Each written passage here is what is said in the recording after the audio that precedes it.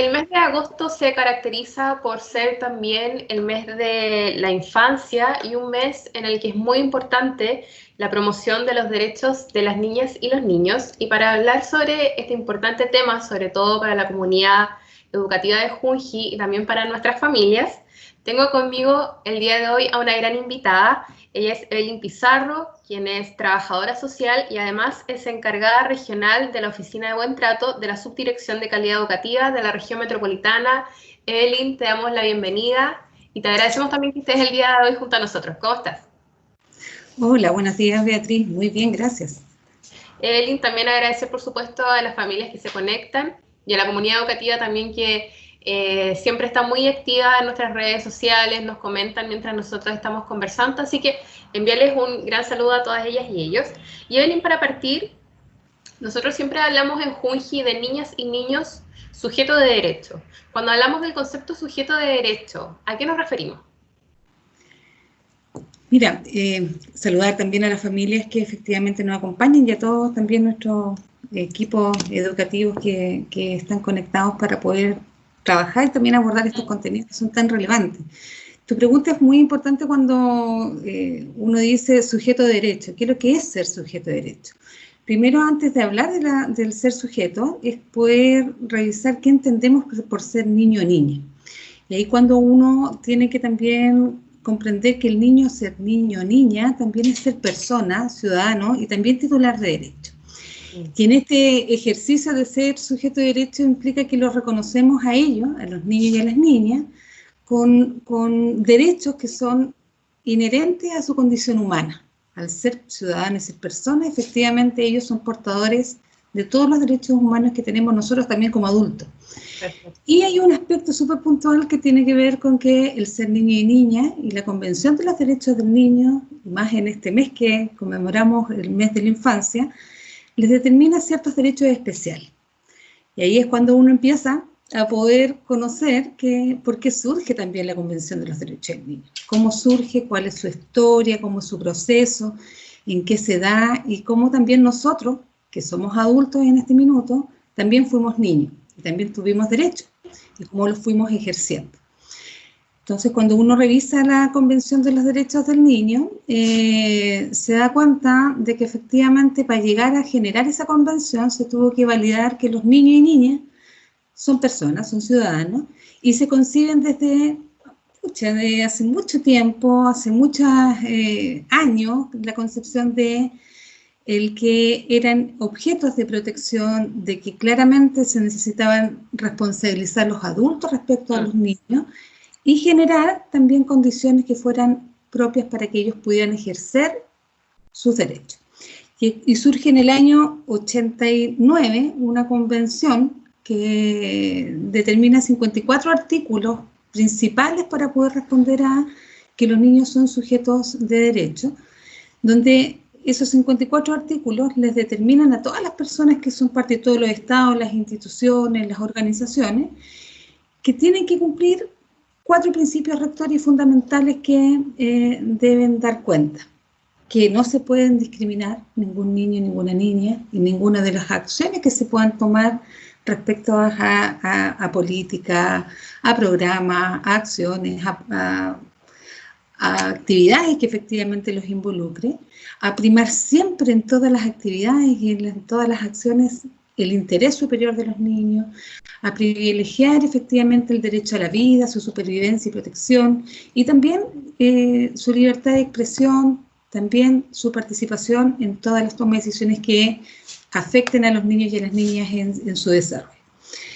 Y ahí es donde nos adentramos como propiamente tal a poder considerar que el ser sujeto de derecho implica ser ciudadano. Cuando somos ciudadanos, estamos insertos en una comunidad que es social, política, cultural, y por tanto, si los niños son sujetos de derecho, ellos también tienen que ser partícipes de esto.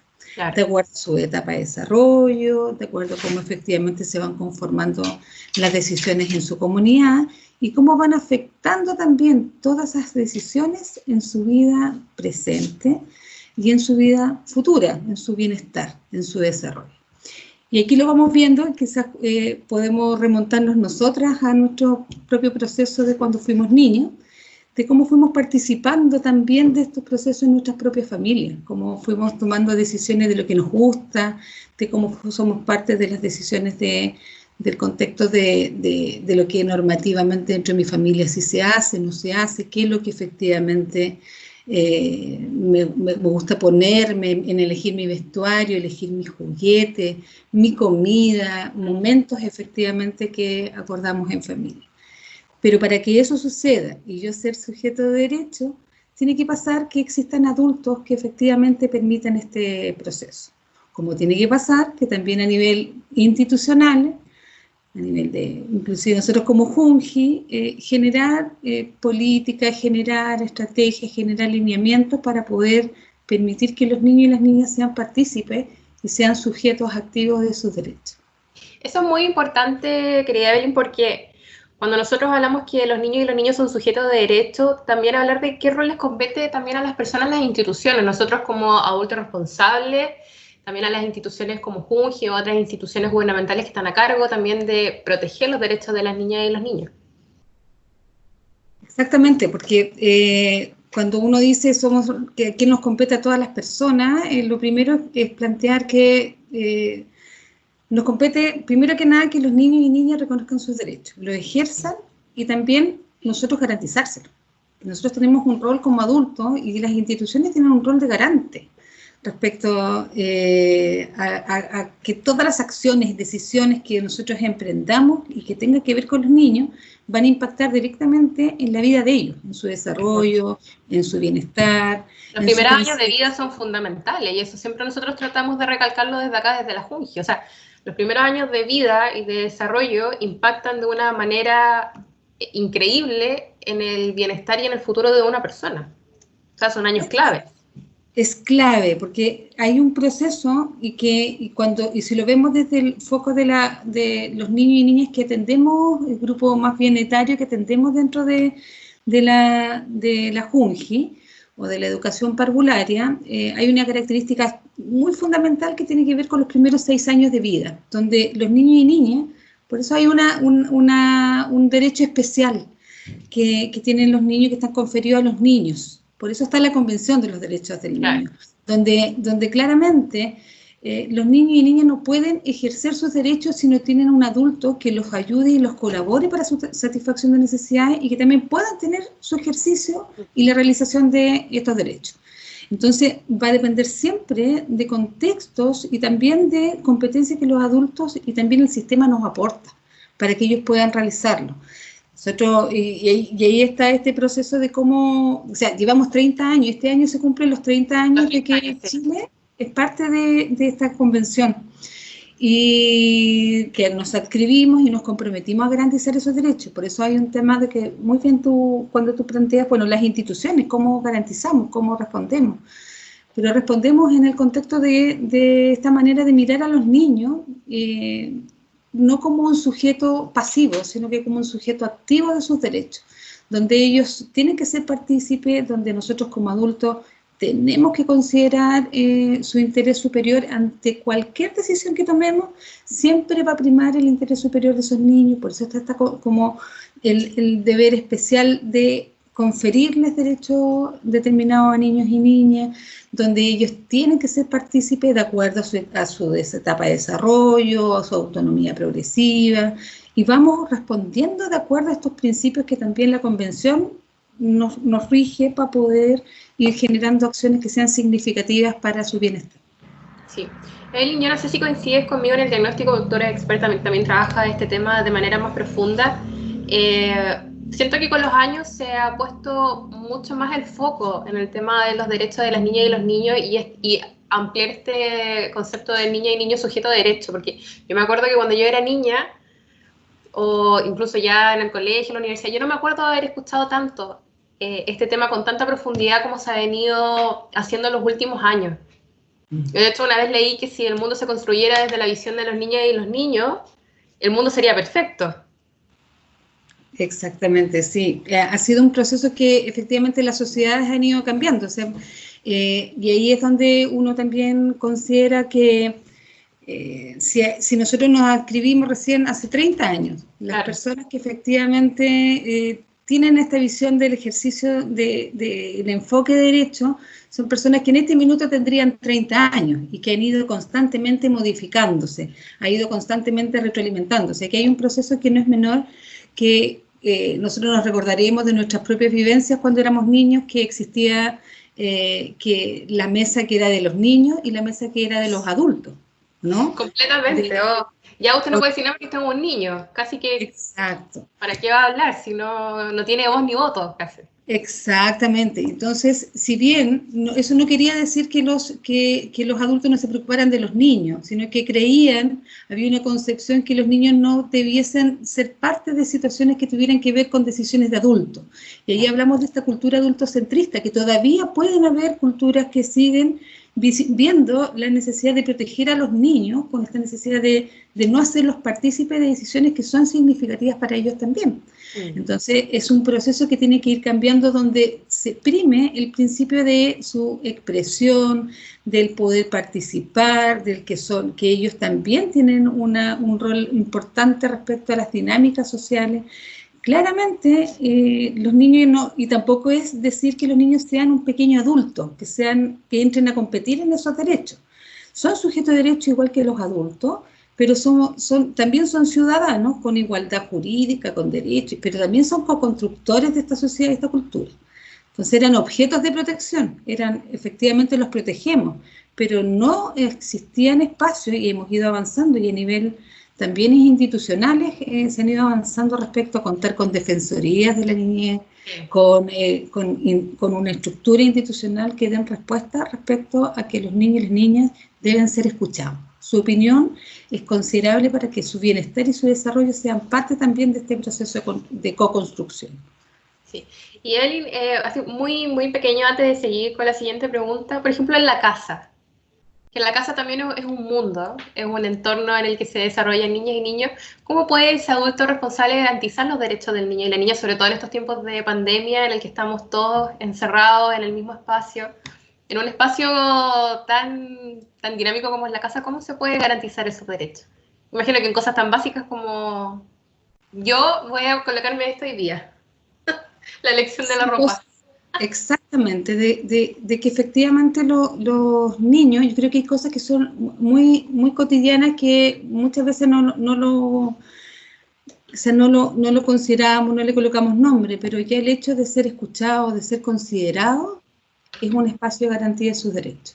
De tener un espacio de contención, de poder validar lo que les pasa, es un espacio que voy garantizando lo que el niño y niña siente, lo que él necesita en estos espacios, sobre todo en estos contextos que estamos en situaciones que son bastante inciertas, que los niños necesitan respuesta.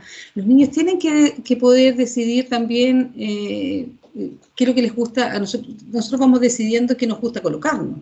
Quizás nosotros cuando éramos más pequeños nos preguntaban qué ropa queríamos comprarnos o qué cosa queríamos comer. Era lo que tenías que comer y permanecer sentado hasta que terminaras tu proceso de alimentación, de ingesta. Pero en esos procesos es involucrar al niño respecto a que ellos son partícipes de las normas, de si yo me voy a levantar temprano, en el proceso de higiene, en el proceso de efectivamente de mantener sus espacios más organizados, de compartir las dinámicas que están pasando en la casa, de comprenderlo, de ser parte de esas dinámicas. Ahí das un punto muy clave, Evelyn, y que lo hemos conversado en anteriores entrevistas, de no invalidar las emociones de las niñas y los niños, sobre todo en este periodo. Preguntarles qué les pasa, si un día los ven que a lo mejor amanecieron con un ánimo distinto, preguntarles qué está sucediendo con ellos, si el niño o la niña quiere expresarse o contarles algo, mostrarles algo, darles ese espacio para escucharlos, porque, como dices tú, es muy importante la retroalimentación que el adulto responsable le da a la niña y al niño, porque eso también lo valida a él como persona y como sujeto de derecho. Tal cual como tú lo planteas, Beatriz. Efectivamente aquí hay un proceso que también el niño tiene que comprender la emoción del otro, porque también a los adultos nos pasan cosas y el niño tiene que también poder incorporar que a mi mamá, a mi papá, a mi hermano también le pasan situaciones, también comprenden las dinámicas.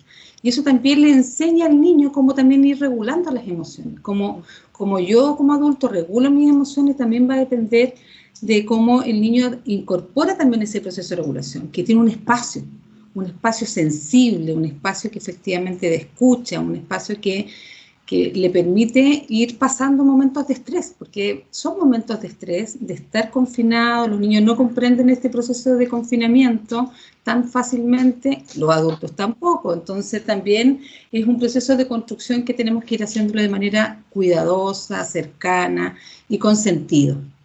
Tal cual. Y Evelyn, para ir cerrando esta entrevista, uno de los derechos garantizados de la niña y los niños que tiene que estar garantizado es la educación, ¿no? Que es el objetivo grande de Junji desde que se creó esta institución, y preguntarte cómo se avanza en garantizar los derechos de las niñas y las niños en Junji, también no solamente desde el punto de vista técnico, sino que también desde el aula. A nosotros en este momento nos están mirando muchas educadoras, muchas técnicas de todas las regiones del país. ¿Cómo garantizar esos derechos en el día a día, en el aula y también desde el punto de vista ya como de institución en general? Mira, uno de los principales enfoques de la educación parvularia es el enfoque de derecho. O sea, lo primero que uno mira cuando uno habla de educación parvularia es que todo lo que sucede en la educación parvularia está basado en el enfoque de derecho. ¿Por qué? Porque está basado en el bienestar de los niños y también en el ejercicio de su protagonismo. Y eso es lo que es más relevante, y tú bien lo planteabas respecto a lo que pasa en los jardines infantiles.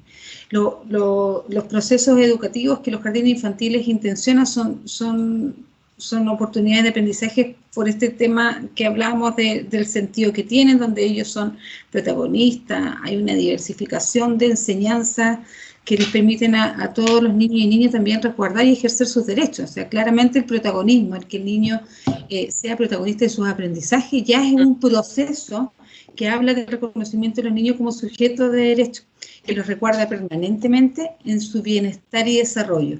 Y esos conceptos que tienen que ver con bienestar y desarrollo, habla claramente del ejercicio pleno de sus derechos. Entonces, cuando uno dice, bueno, ¿qué prácticas, qué acciones, cómo podemos colocar algunas acciones que vamos desarrollando, más allá como de lo técnico propiamente tal? Es que nosotros como Junji, y seguir acompañando en ese proceso, es promover en la comunidad Junji, colocar a los niños y las niñas en el centro del quehacer, donde los reconocemos en sus derechos, donde resguardamos permanente su bienestar y su desarrollo integral, donde generamos espacios como ya bien seguros, respetuosos, amorosos con los niños, donde primen en realidad y tengan su lugar central las relaciones bien tratantes, donde les demos seguridad, los apoyemos y favorezcamos que los niños y las niñas se expresen libremente su emoción. Y aquí yo trasciendo un poco más allá de solamente las educadoras, sino que a todos los cuidadores, a todos los padres, a todas las madres, a todos los tíos, a todos los adultos que rodeamos a los niños, tenemos que generar estas relaciones bien tratantes con ellos, para que efectivamente ellos se sientan seguros, se sientan apoyados y puedan expresar sus emociones, sus intereses y necesidades, para que efectivamente el aprendizaje vaya generando la oportunidad de ellos se sientan parte, se sientan sujetos de derechos. O sea, uno de los grandes derechos que tenemos todos y tienen los niños por sobre todo es la educación. Entonces ellos desde este contexto pueden tener y recibir desde los adultos, y desde nuestros adultos lo reciben desde los jardines infantiles, respuestas sensibles, respuestas oportunas, respuestas que requieren de poder fortalecer el vínculo con ellos, porque en esta relación sensible que tenemos con los niños podemos conocer sus sueños, conocer sus temores y ir respondiendo oportunamente a lo que ellos van necesitando de nosotros para poder aportar a su bienestar y su desarrollo integral. Sí, yo desde la esfera externa a la educación, a mí me gustaría destacar mucho lo que se vive en el aula, en los jardines infantiles de Junji. A mí, en lo personal, lo quiero contar brevemente, me tocó participar de la experiencia de grabación del programa La Aventura de Crecer, el programa que emitimos el año pasado por TVN, que bueno, puedes seguir viendo a través de YouTube, a través de nuestras plataformas de redes sociales, página web. Y es muy interesante el protagonismo que tenían y tienen las niñas y los niños en el aula, al ellos escoger las actividades que querían realizar, ellos cuestionarse también y cuestionar a las educadoras con preguntas tan increíbles que de repente nos tocaba escuchar. Y lo comparaba, por ejemplo, con lo que me tocó a mí vivir en la educación preescolar, si lo podemos decir de alguna forma, o la educación en los primeros años de vida, que era muy una educación de sentarse en una mesa, pintar o dibujar lo que te señalara la educadora, y quizás hasta ahí llegaba el proceso. Acá hay un proceso muy distinto, donde la niña y el niño es totalmente protagonista, entonces me gustaría destacar eso también. Sí, y es muy relevante destacarlo, porque aquí es donde uno prima la visión de ser sujeto de derecho activo, que no es un sujeto de derecho pasivo, que es lo que nos pasaba quizás en la educación como tradicional hace años atrás, donde si bien se respondía al derecho de los niños, era una respuesta que era de un sujeto de derecho pasivo. O sea, tenemos que entregarle educación y estas son las condiciones. Acá se moviliza el protagonismo de los niños, su bienestar, sus necesidades, es lo que moviliza las estrategias pedagógicas, la diversificación de esas estrategias que van pasando en el aula. O sea, claramente los espacios están preparados para que los niños estén movilizándonos a los adultos a dar respuestas sensibles, a colocarnos a su altura, a ver y explorar desde su perspectiva. O sea, esas preguntas que bien aparecen en este programa, claramente nos dejan desafiando siempre de cómo podemos seguir innovando y generando que ese protagonismo no pierda la efervescencia y que nos permita siempre estar reorientando a ir mejorando, ir generando, ir garantizando los derechos de los niños. Bueno, importante entonces el mensaje final que nos da Evelyn, la idea es seguir desafiándose, seguir mejorando, no solamente en el aula, que también es un espacio muy importante para niñas y niños, sino que, como decías tú, para todos los que son adultos responsables o para quienes vivimos en el entorno de niñas y niños. Y antes de terminar, Evelyn, me gustaría recomendarle a las personas que nos están mirando en este momento nuestra página web, junji.gov.cl, en la parte de centro de documentación.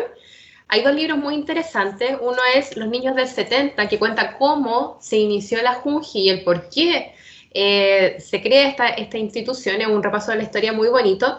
Y también hay otro libro, que es La historia de la infancia en el Chile republicano, que hace un recorrido desde la infancia, desde 1810 al 2010, que es un libro interesante. Yo tuve la oportunidad de leerlo, porque aborda todo lo que hemos estado hablando, cómo han cambiado la situación de las niñas y los niños durante todo este tiempo, el cambio en relevar sus derechos y posicionarlos como sujetos de derecho, que es lo que hemos estado hablando el día de hoy. Así que les dejamos la invitación abierta para que los descarguen. Sí, son muy interesantes y tiene que ver con este ejercicio de efectivamente también remontarnos cuando éramos niños y a lo que también nosotros queremos otorgarle a los niños y a las niñas. Que es lo que quisiéramos si fuéramos niños ahora, generar este proceso de ejercicio. Son muy buenos recursos que nos sensibilizan para poder disponernos a construir comunidades para que los niños necesitan hoy. Así es. Bueno, y recursos gratuitos que están ahí disponibles en la página web para que los descarguen si quieren retroceder en el tiempo y volver a conocer cómo se ha avanzado hasta llegar hasta este momento. Querida Evelyn, un gusto hablar contigo. Te envío un abrazo. También agradecer a las personas que estuvieron conectadas junto a nosotros, reiterarles que estas cápsulas quedan guardadas en nuestro Facebook oficial y también después las subimos al canal de YouTube de Junji Chile. Así que, Evelyn, reitero mis agradecimientos, que estés muy bien y bueno, espero que podamos conversar en una próxima oportunidad. Muchas gracias, Beatriz, y agradecer también a todas las personas que estuvieron conectadas con nosotros y seguir construyendo comunidades bien tratantes para los niños y las niñas de hoy.